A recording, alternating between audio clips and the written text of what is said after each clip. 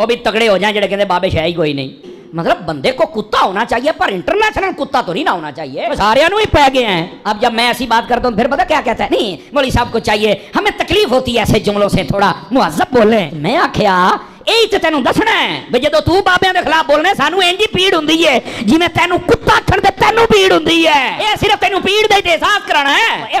اللہ کر کے پیڑ ہوئے گی تو رکے گا نا. ہاں ویسے تو باہر نکلنے جوگا کوئی نہیں. غلط جگہ تے آپ کدی ٹھوکی نہیں, جدو ٹھوکنی ہے تو وہ ٹکا کے ٹھوکنی. یہ بابیاں دا تے مخالف ہے ہی ہے نا, وہ جڑا الو دا پٹھا ہے اور مرزا جی پتہ نہیں پلمبر جی کیا بلا ہے وہ میرے پاس کلپ کسی دوست نے بھیجا, کہتا ہے ماں تے شاہی کوئی نہیں. ماں کے بارے میں ماں تے شاہی کوئی نہیں. ماں کیا شاہ بے, او مجھے تب سمجھ آئی. معذرت کے ساتھ سارے سننے والے بھی معذرت کے ساتھ, میں معذرت کر رہا ہوں. مجھے تب پتا, میں سمجھتا تھا یہ صرف پیو کوئی نہیں, یہ تو ماں بھی کوئی نہیں, یہ تو کھوتی دا پتر لگتا ہے. میں نو یہ تو کسی جانور کا بچہ ہے یار. یقین کرے یہ کلپ میں آپ کو دکھاؤں گا, لیکن پہلی مرتبہ جب میں بات کرتا ہوں تو میں ایسے ہی کرتا ہوں تاکہ پتہ چلے.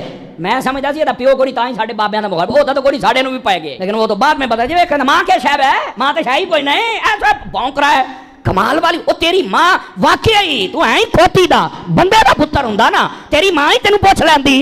پہلے بزرگاں دا مخالف بنے, ہن تو مینوں پہ گیا.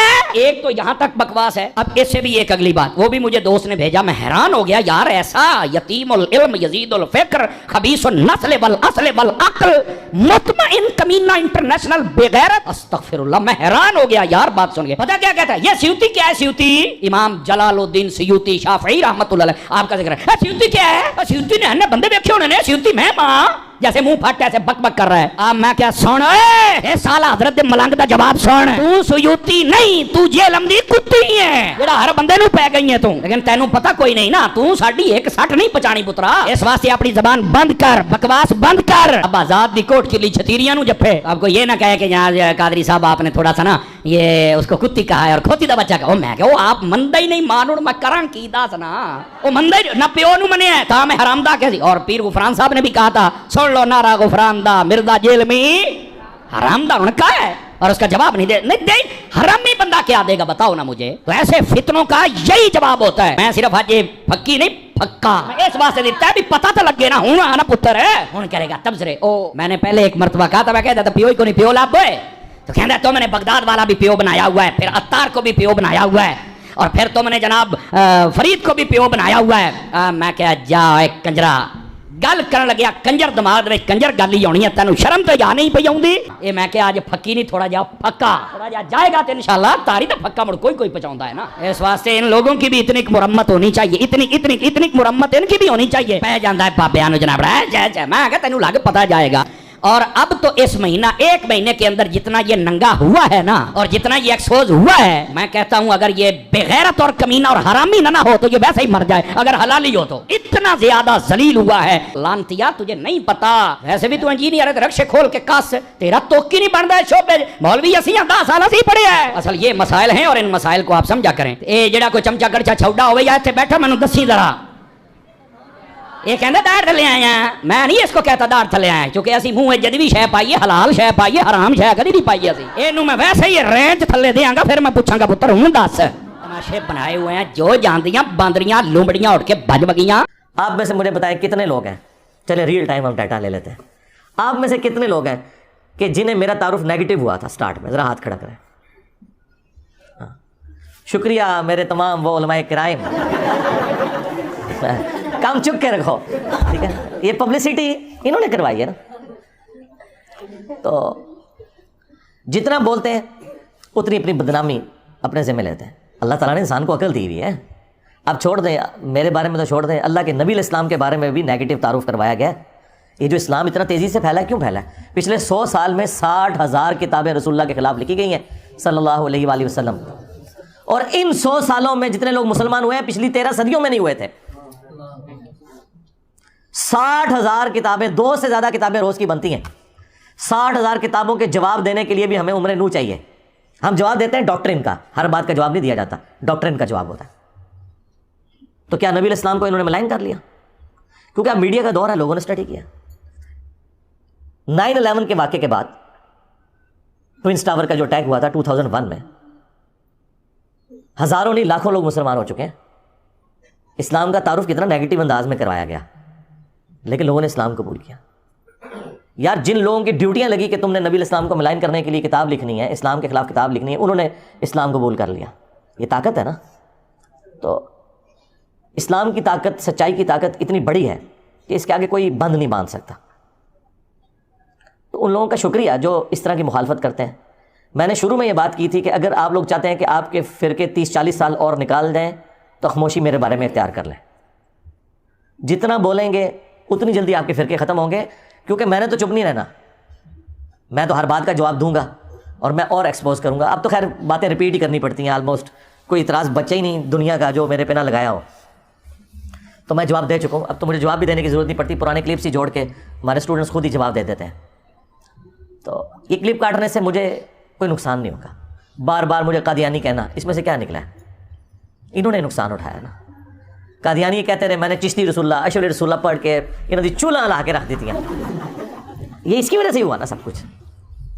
تو انہوں نے نقصان ہی اٹھایا نا اس کی وجہ سے. جتنا پروپیگنڈا کرتے ہیں میں اتنا ہی پھر دلیری کے ساتھ آ کے نہ مقابلہ کرتا ہوں کہ یار یہ یوں نہیں، یہ یوں تھا. ایک ایک چیز کا آگے جواب دیتا ہوں، کوئی لحاظ نہیں کرتا.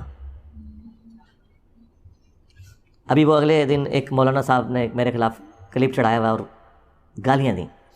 یقین کریں ہمارے اسٹوڈنٹس کو تو جو بیچارے جذباتی قسم کے ہیں نا، وہ ویڈیوز دیکھ کے غصہ آتا ہے. جو میرے ساتھ بیٹھنے والے ہیں نا، وہ میرے ساتھ بیٹھ کے ہنستے ہیں صرف ویڈیوز دیکھ کے. میں آج تک اپنے کسی میرے خلاف جتنی بھی گالی گلوچ والی ویڈیو ہے، مجھے کبھی بھی دیکھ کے نہ تو کبھی غصہ آیا نہ کبھی کوفت ہوئی ہے، بلکہ میری تو میمز ہی وہی ہوتی ہیں جس میں مجھے گالیاں نکال رہے ہوتے ہیں. کوئی مجھے تو مزہ آتا ہے کہ یار ان کے پاس اب کوئی چیز نہیں ہے سوائے گالیاں نکالنے کے.